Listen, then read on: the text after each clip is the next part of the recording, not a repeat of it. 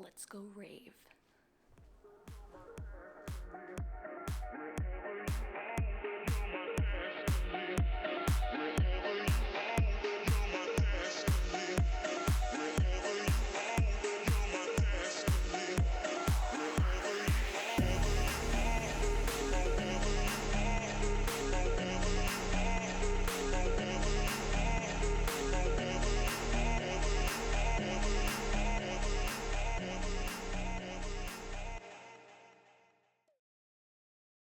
It's 9 o'clock on a Sunday morning, but at this coffee house in central Moscow, the party is just getting started. This is a so-called coffee rave. I think we're all just looking for something different. Everybody just wants to meet someone. Everybody wants to have fun, have a good time, wants to listen to music in a big space, want to meet new people, want to take their friends out, and communities such as the LGBT and all that, which are also makes our main and biggest demographic for our coffee raves. What if we could create a new genre of experience that's not nightlife? You know, there's already nightlife, but what about if we created something that's kind of like the morning life? What's the morning life of New York City? And you know, out of that, you know, the idea for Daybreak was born. No, but really, some people are waking up early in the morning and instead of doing their morning workout routine, they're actually going to a rave, a coffee rave. Let me just get out of this. This is a war, it's summer. Look, now, this isn't anything particularly new. This has actually been around since about 2015, give or take. And you may be asking, Ali, what the flying is a coffee rave? and to you I say, isn't it obvious? It's a rave with coffee.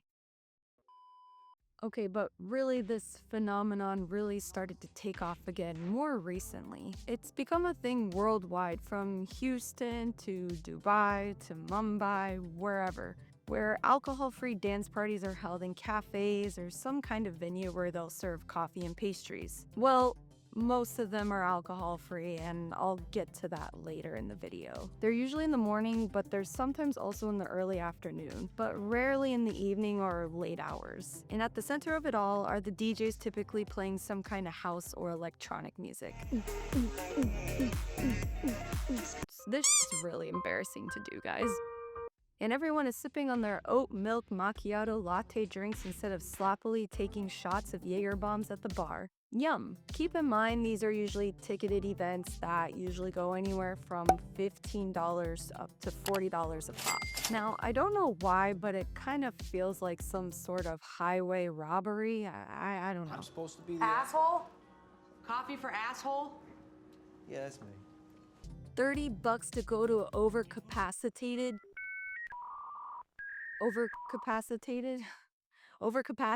an overcrowded coffee shop that's supposed to fit 20 serene beings sipping their coffee. Now stuffed with 300 caffeine-induced sweaty frat boy dudes all doing the same fist pump yelling, ooh, ooh.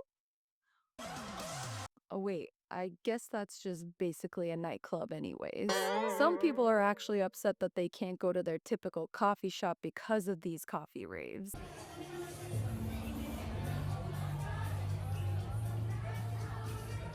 But honestly, just go to another coffee shop. There's probably another cute aesthetic one 15 feet down the road. In fact, these coffee raves are actually helping local coffee shops build their clientele. In all honesty, I kinda get the hype.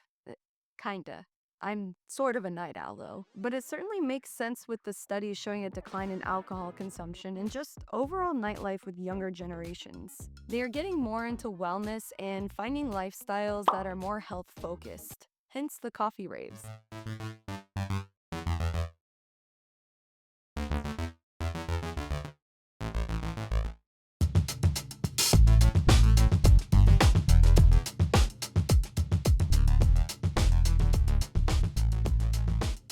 But here's one reason why I think it might be just a fad and something I just don't understand. I feel like it's trying to be counterculture in the most obvious way. Why on earth does it have to be in the morning? Why can't it just be at nighttime or the evening and you just go sober? You don't have to drink or participate in extracurriculars. There are people who go who purely like the music and like to dance. Okay, so maybe you just don't like how late they go. I get it, I do. Sometimes they go until 2 a.m. or even later if you go to the afters. But there are several talented DJs who do go to non-club venues that do end by 11 or midnight. Hello, I'm one of those people who go to those. And it's absolutely no different time schedule than your typical pop or rock concert that may end at those same times. And again, you can go completely sober to those as well. They even sell non-alcoholic beers usually and mocktails if you ask. Taking it a step even further, there are even pool parties that happen during the day. And they're usually around, say, 1 or 2 p.m. to start. But that does make sense because it's sunny and usually nice outside and near a pool. So why the 8 a.m. coffee raves? Maybe there's just something about the rave community that just loves to get up early and dance to the sunrise. But I sometimes have a hard time believing that that's the reason why instead of just trying to maybe be different. For social media or for the counterculture, is it purely a fad? Let me know in the comments below what you think about these raves and why you think they're gaining popularity all of a sudden. But I don't want to make this purely a hit piece on these coffee raves, fad or not. If anything, I think they're actually a good thing. They're promoting a healthy, sober lifestyle where you replace vices with caffeine and pastries, while still enjoying good music with like-minded people. There's really nothing wrong with that. And honestly, I think it's an honest reason for the raves. Honestly, I kind of think maybe it's a mix. I think people really enjoy not having to drink and being in a setting where they can actually connect with people. Getting together with other people who want to build this kind of lifestyle around them. I think the DJ Tanishq put it nicely in this article. I was bored of the same club routine. We have never given so much importance to music before. These coffee raves are pure music. The focus is not on the alcohol or what the venue looks like. As there's no alcohol or a late night, teenagers can attend as well. Age is not a barrier. You can be an introvert or a non-drinker and still have fun. But is this really a new thing? Well, the answer is yes, but no. The first concept of morning raves first started in 2013 by an organization called Daybreaker. They're kind of the pioneers of coupling wellness and raves together. Now, they're not the only ones to start these, but they are one of the more popular known organizations. While similar to the numerous other coffee raves we see today, they were more focused on the wellness aspect with yoga, breathwork, and meditation between DJ sets. Radha Agrawal, the founder of Daybreaker, called it 10 years of therapy in 3 hours. With the dancing, yoga, and human connection all in one place, she referred it to as DOSE. Dopamine, oxytocin, serotonin, and endorphins, which are basically all the things that reward your brain that make you happy mentally and physically. So it's all good things. So if this has been around since 2013, 2014, 2015, give or take, why are we just hearing about this so much now all of a sudden? Well, there is a simple answer, and you're not gonna like it, but it's, well, capitalism. And no, it's not just you that just started hearing about all these coffee raves all of a sudden. It has gained huge popularity over the last few months this past year. And companies are catching on to this trend and cashing in on it. In fact, I can't even scroll through my social feeds without even seeing any kind of ad about these coffee raves. It's becoming completely oversaturated. And unfortunately, a lot of these organizers are new and have absolutely no idea what they're doing. They're also starting to lose touch with the original message, what Daybreaker was trying to do, which was to have a healthy lifestyle and be sober. Also, a lot of these organizers are just trying to push their merch wherever they can. While not 100% necessary, I haven't really seen any of these other coffee rave organizations doing things like yoga or breath work and just really focusing and honing in on that wellness aspect. But I guess even daybreakers started to catch wind within this past year or two, and they started their own series with coffee raves as well. While the positive sentiment is there, I can't help but feel to get this sense of what I call white bread energy. A sanitized Instagram and TikTok friendly trend engineered more for looking cool than for genuine passion for the music and wellness aspect of it all. It's giving clean girl vibes, the it girl vibes. Well, there's nothing wrong with being a quote unquote clean girl.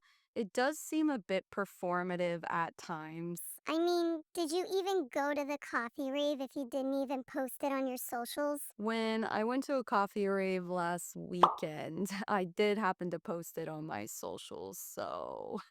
But stay till the end to hear more about that. I don't know, maybe I'm just becoming a grumpy grandma.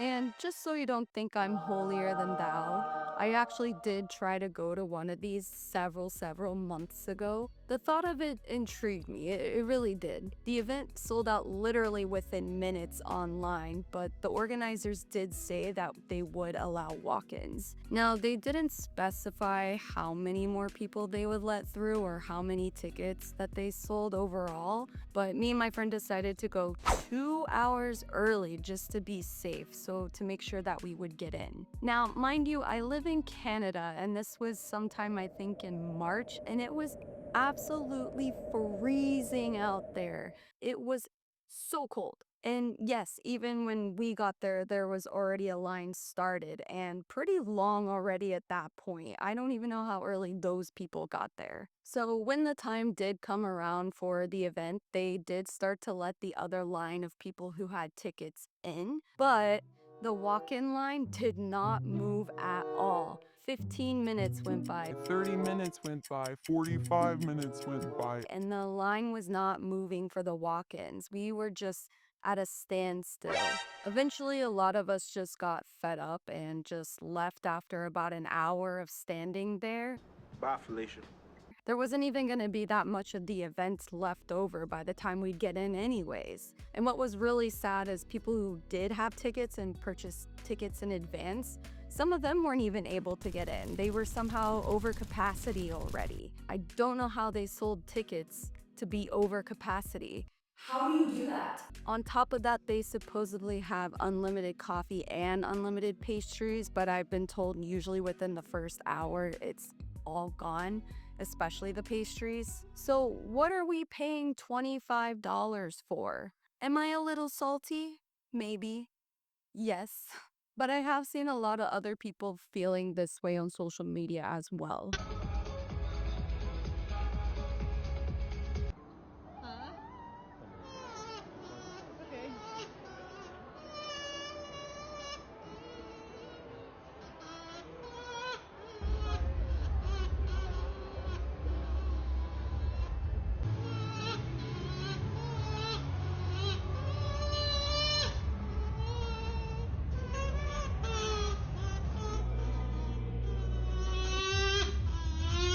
I think the amount of people that actually paid and went to this proves how desperate everyone is to find something fun to do besides going to another new trendy restaurant or bar. I think this is the new trendy thing. The fact that you were waiting longer than the actual party. This was a similar experience I had, except I didn't even get into the rave. Okay, I am salty. Have any of you had a similar experience to this? Please let me know. I want to know how all the other cities are doing and what's going on with these coffee raves there. Please let me know in the comments below. But wait, I did have just one more redemption for this coffee rave art.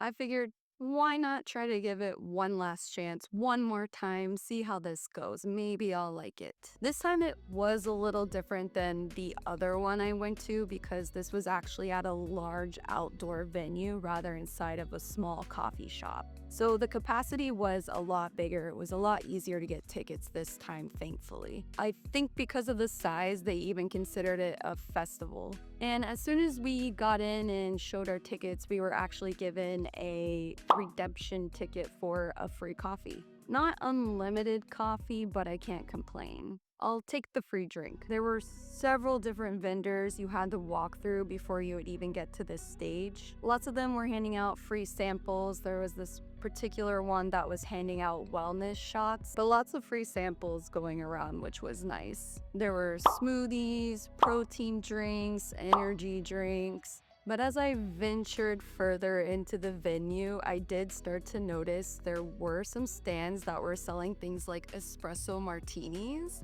which, if you're not familiar, has alcohol in it. It's on theme, but it does have alcohol in it. Also saw some vendors selling seltzer drinks, and there was even a brewery in the back of the venue that's just always there, and they were still selling their beer back there too. So there was still alcohol at this festival. I did think it was supposed to be alcohol free, but whatever, I'm not the coffee alcohol police here. And to be fair, I don't think they ever said technically that they were sober or alcohol free. But in all honesty, I had a pretty good time. The music was actually pretty good. I don't know why I was surprised, but it was actually pretty good. The sun was shining, it was nice outside. Me and my friends were dancing, everyone was dancing. It was good vibes. There was a lot of people there, but it wasn't too crowded, and everyone was pretty respectful. And although they were selling alcohol technically at this event, I didn't see that many people with alcoholic beverages in hand. So I think a lot of people were staying true to the vibe of being sober and healthy lifestyle. What was even cooler is amongst the samples and free things that we got, they were actually handing out free non-alcoholic beers and alcoholic-free seltzers, which were actually pretty tasty. Everyone seemed to enjoy the music, and the sense of community, I would say, was there. Now, would I go back again? Maybe. I don't know. It definitely had potential, and I think I kind of liked it more that it was outside and not in a coffee shop. But given that where I live, there's only about 3 months out of the year where there's sunshine, I guess you can only do that every so often. Overall, while I find this to be a positive movement, I can't help but to think, will this be here to stay? Is this just a trend? Is this a fad? Will people still be willing to get up early in the morning to go rave after the newness of this all has worn off? Or is this just another thing organizers have found to exploit people for their money in exchange for them to get likes on social media? It's hard to say. I think for organizers like Daybreaker, who has been around for so long now and has pioneered it, has really nailed down the experience and the demographic. But will the others survive until the next new trendy thing comes around? I guess we'll find out over time. Maybe I'll try to attend another one in the near future. Who knows? What do you think? Do you think it's here to stick around? Is this something you've been to or you're willing to go to? Let me know in the comments down below. If you enjoyed this video, please consider giving it a big ol' like and consider subscribing to my channel. I usually create videos on pop culture and nostalgic topics. Thanks for watching, and I'll see you in the next video. Bye!